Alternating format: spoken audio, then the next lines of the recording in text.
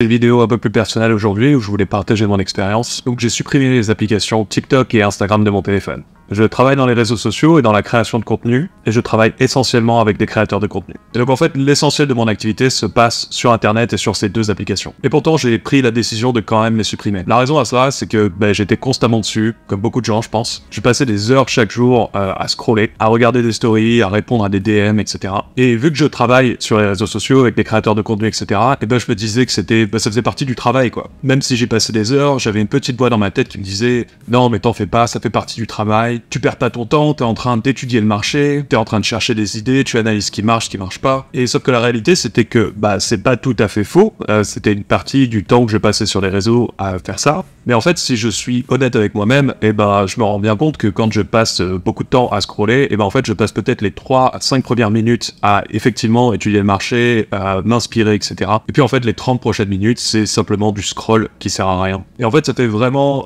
des mois que je me rends vraiment compte que je passe beaucoup trop de temps sur ces applications et qu'en fait, ce temps-là, c'est juste du temps perdu. Et même si je le savais, j'ai jamais réussi à vraiment me contrôler et en fait, j'ai fini par les supprimer à cause de ça. Mais je sais qu'il y a beaucoup de vidéos sur YouTube qui parlent de ces sujets-là, de comment des gens ont supprimé les réseaux sociaux de leur téléphone et ça leur a complètement changé la vie. Et ces vidéos-là, je les ai regardées pendant des mois, voire même des années, et en fait, je l'avais jamais fait. Et je l'avais jamais fait parce qu'en fait, on se trouve toujours des excuses. Et pour moi, la plus grosse excuse, et je pense que c'est certainement le cas pour toi aussi si tu regardes cette vidéo, c'est qu'en fait, je me disais que ça faisait partie de mon travail. Et en fait, c'est en partie pour ça que je voulais faire cette vidéo, parce que je pense que beaucoup de gens vont se reconnaître dans ce cas très précis, où comme ça fait partie de ton travail ou de ton activité, en fait, t'es très réticent à vouloir supprimer ces applications. Je pense que c'est pareil pour toi si t'es créateur de contenu, si t'es community manager, si tu travailles sur les réseaux, dans le marketing ou dans le business en ligne. Parce qu'en fait, c'est un peu absurde, c'est-à-dire devoir supprimer ces applications-là alors que ça fait partie de ton travail, ça paraît complètement dingue, quoi. Mais j'ai quand même franchi le pas, il y a de ça environ 2 ou 3 mois, j'ai supprimé ces applications de mon téléphone. Et je m'attendais à vraiment ressentir un manque très vite, surtout au début, et surtout quand on s'ennuie, quand on a besoin d'attendre quelqu'un, quand on est en transport, etc. Et en fait, à ma grande surprise, pas du tout. Enfin, pas du tout, c'est un petit peu plus compliqué que ça. C'est-à-dire le besoin de faire quelque chose quand je m'ennuie ou quand j'ai quelques minutes à perdre ou quand j'attends dans une file d'attente, etc. Ce besoin-là, il est toujours là. Tu sais, c'est ce moment où tu sors ton téléphone complètement machinalement, tu ouvres Instagram machinalement et tu te mets à scroller et en fait, tu t'as même pas consciemment pensé au truc, t'es déjà dessus. Et donc ce besoin-là, je l'avais un peu encore toujours, ce côté très machinal automatique, sauf qu'en fait, les applications, elles n'étaient plus là. Et j'avais pas le désir particulièrement d'aller sur Instagram, j'avais juste le désir de m'occuper. Alors du coup, ça m'a permis de faire plein de choses et de vraiment me poser la question de qu'est-ce que je peux faire. Et en fait, j'ai remplacé ça par des tâches qui sont beaucoup plus importantes, qui sont beaucoup plus stimulantes, on va dire. Donc je me suis mis à noter des idées que j'avais, des idées de contenu, des idées de business, etc. Je me suis mis à regarder mes mails et à y répondre s'il y a quelque chose que je peux traiter là dans les 2 minutes. Bien à lire 1 ou 2 pages sur l'application Kindle, ou voire même, mais ça c'est un petit plaisir personnel, c'est de scroller Facebook Marketplace pour trouver des bonnes affaires. Bref, c'est pas des choses qui sont forcément idéales en mode dopamine détox ou bien qui sont au summum de la productivité. Mais en tout cas, c'est des choses qui sont un peu plus intentionnelles. C'est-à-dire qu'à chaque fois où avant, machinalement, je sortais mon téléphone pour ouvrir Instagram ou TikTok, là, je me posais réellement la question de qu'est-ce que je peux faire. Et donc en fait, du coup, je suis davantage tenté de faire des choses qui ont un peu plus d'intérêt. Alors, je dis pas que depuis que j'ai supprimé Instagram et TikTok, je me mets à travailler 18 heures par jour sans interruption, que je suis devenu une machine, etc. Mais en tout cas, j'ai vraiment le sentiment de faire des choses qui sont moins passives. Je me suis remis à lire davantage, j'écris beaucoup plus aussi, j'ai beaucoup plus d'idées, je les note davantage aussi, donc je les perds moins. Et donc ça me permet réellement de travailler ce muscle de réfléchir continuellement, d'avoir des idées, d'avoir quelque chose, d'avoir un peu un cerveau en ébullition plutôt que d'avoir un cerveau complètement passif. En fait, c'est un peu comme si mon cerveau avait gagné en énergie et en temps d'activité. Quand on est sur les réseaux, on met le cerveau en off et en fait, on réfléchit plus. Là, maintenant, si je veux me mettre à réfléchir intentionnellement, je me mets devant une feuille blanche et je me mets à écrire, je me mets à travailler. Et en fait, on a une démarche qui est beaucoup plus active et beaucoup moins passive, qui est dans la consommation, etc. Alors, avant de continuer sur les bénéfices que j'en ai tirés, etc., je veux juste faire une parenthèse. Je ne me suis pas complètement coupé de ces réseaux. Quand j'en ai besoin pour le boulot, par exemple, en fait, je les consulter, mais depuis mon ordinateur.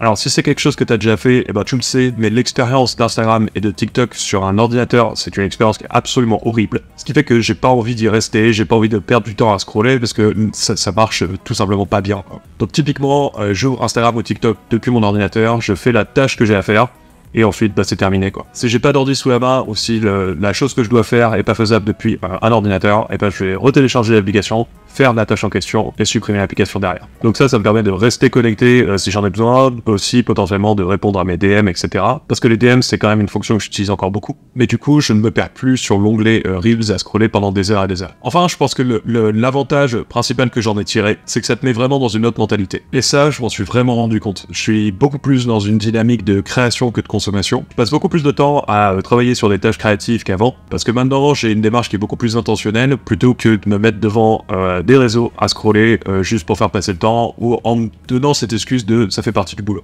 Parce qu'en fait, il y a quelque chose qui est assez important à reconnaître, et on s'en rend compte quand on supprime ces plateformes-là, c'est qu'en fait, toutes les grandes trends ou tous les contenus qui sont très impactants dans la culture, qui seront en fait potentiellement pertinents pour toi, et ben en fait tu vas en entendre parler autrement, parce que ça va être partagé par des amis à toi via DM, parce que il va y avoir des articles qui vont être écrits dans les médias, parce que ton entourage va t'en parler, etc. Et donc en fait tout ce qu'il y a à ne pas rater sur les réseaux, et ben en fait tu vas finir de toute façon par les voir, ces contenus. C'est un peu comme l'actualité et les informations, t'as pas besoin d'être scotché à ta télé devant les chaînes d'infos en continu pour avoir de l'information. Tu vas en voir dans les médias, on va en parler, tu vas parler avec des gens qui vont t'en parler, tu vas potentiellement recevoir des newsletters, mais voilà, t'as pas besoin d'être scotché à BFM pour savoir ce qui se passe en gros. Là par exemple, depuis que j'ai supprimé les applications, je me rends compte que j'ai pas manqué grand chose. Les grandes trends, les contenus qui ont très bien marché, j'ai fini en fait par les voir, on a fini par soit me les envoyer, soit j'en ai entendu parler, soit j'ai lu des articles dessus dans des médias que je consomme. Et du coup, ça m'a pas vraiment affecté dans mon travail. Et enfin, je voudrais terminer par parler du fait de limiter l'usage de ces applications plutôt que de les supprimer. Donc je sais qu'il y a beaucoup d'applications, même en natif sur l'iPhone, qui permettent de réguler le temps qu'on passe sur ces applications-là. Et pendant un moment, en fait, je les ai testées, et pour moi, ça a absolument rien changé. J'avais utilisé l'application OneSec, qui permet de mettre un délai d'environ 10 secondes quand on ouvre l'application, ce qui nous permet, en fait, pendant ces 10 secondes, de réfléchir et de se demander, est-ce que je veux vraiment aller sur Instagram, est-ce que je veux vraiment aller sur TikTok. Donc ça rajoute évidemment de la friction, donc ça, je pense que ça décourage beaucoup de gens, mais je sais que pour moi c'est quelque chose qui n'a pas du tout fonctionné, parce qu'en fait je me suis retrouvé juste à perdre encore plus de temps, parce que je suis quand même sur ces applications-là, mais que maintenant elle mettait 10 secondes de plus à s'ouvrir. Et donc j'ai décidé d'arrêter avec ça et de simplement supprimer l'application directement de mon téléphone. Surtout que la limitation, c'est quelque chose qui avait un petit peu fonctionné pour moi au tout début, mais que à la longue ça fonctionnait plus, ou alors dès que j'étais dans un mood qui était pas terrible, que je me sentais un peu déprimé, etc., et ben en fait je finissais quand même par aller sur ces applications-là, je passais des heures à scroller. Alors si toi aussi tu penses que tu trouves que tu passes un peu trop de temps sur ces applications-là et que tu te dis que t'en as quand même besoin parce que c'est ton travail, et ben cette vidéo c'est justement pour te dire que même si c'est ton travail, et ben t'en as pas forcément besoin. Dans un premier temps, tu peux essayer avec Screen Time, avec d'autres applications qui te permettent de limiter l'usage des réseaux sociaux, ou même OneSec. Tu peux essayer de limiter ton usage, mais garde en tête que peut-être pour toi, comme ça a été pour moi, ça fonctionnera pas, et considère potentiellement de devoir supprimer ces applications toi aussi. Alors je sais que c'est un peu impressionnant et que ça fait un peu peur au départ, mais très honnêtement, c'est pas si difficile que ça une fois qu'on saute le pas et qu'on le fait. Et le truc, c'est que quand on a la démarche aussi radicale que de supprimer ces applications-là, et ben on en tire les bénéfices vraiment instantanément. En fait, dès la prochaine fois où tu vas ouvrir ton téléphone, tu vas directement te poser la question de qu'est-ce que tu peux faire maintenant que t'as plus Instagram et pas TikTok. Tu te rends bien compte dès le départ qu'en fait ça te manque pas, et tu te rends assez vite compte que tu récupères énormément de temps que t'as perdu par le passé. En tout cas pour moi, ça me donne envie même d'aller un peu plus loin et de me demander quelles autres applications je peux essayer de supprimer. Des applications où c'est assez facile de perdre du temps, donc je pense par exemple à LinkedIn ou à Reddit. Peut-être même que je finirai en détox de dopamine complète comme tous ces gourous du business en ligne actuellement. Ceux qui prennent aussi des douches froides et qui prennent 9 kilos de compléments alimentaires tous les jours. En tout cas, si c'est le cas, je ferai sûrement une vidéo pour en parler, parce que c'est un sujet qui est très important, et je pense que c'est un sujet qui nous touche tous de plus en plus, parce que l'addiction aux réseaux sociaux, ça touche vraiment tout le monde, même les créateurs de contenu ou les gens qui travaillent sur les réseaux. Je pense que même ces gens-là sont beaucoup plus vulnérables, et en fait, on en parle beaucoup trop peu dans ce milieu. Et on en parle peu parce que c'est difficile de séparer l'addiction du travail. Et parce que pour des personnes comme nous, se séparer de ces applications-là, c'est en partie de se séparer d'un outil de travail. Et donc c'est très très contre-intuitif. En tout cas, si t'es créateur de contenu, ou bien si t'es curieux de savoir si dans quelques mois je suis devenu une sorte de moine qui est complètement accro à la digital detox, je te conseille de t'abonner pour pas manquer ça. Et si ça fait toi aussi quelques semaines, quelques mois que tu penses à potentiellement supprimer ces applications, ou si tu trouves que tu passes un petit peu trop de temps, je te conseille de commencer par la première étape, d'essayer de limiter ton usage, et voir de pousser le truc un peu plus loin et de supprimer ces applications. Si tu l'as fait ou que tu comptes le faire, partage ton expérience en commentaire, parce que plus on en parlera et plus on aura de témoignages sur le sujet, et mieux ce sera pour la santé mentale des entrepreneurs du web, des créateurs de contenu, etc. C'était tout pour aujourd'hui, et je te dis à la prochaine.